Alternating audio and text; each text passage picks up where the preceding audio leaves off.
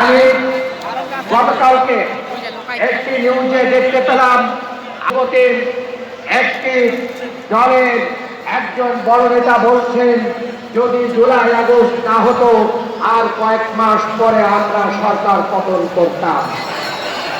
আমি খুব অবাক হয়ে গেলাম। আপনার কি ভালো লাগে না জুলাই এবং আগস্টে পতন হয়েছে? এই আমি অন্তর্বর্তী সরকারকে বলতে চাই, আপনারা জুলাই আগস্টে গণঅভ্যুত্থানে শহীদ এবং আহতদের এই কফিনগুলোকে, কবরগুলোকে, এই আহতদের হাতেরা পাহারা ভাইদের বাড়িগুলোকে সামনে রেখে আজকে যে জুলাই সনদ ঘোষণা করবেন তার ভিতরে ইসলাম বিরোধী কোনো কিছু থাকলে বাংলার জনগণ তা প্রত্যাখ্যান করবে।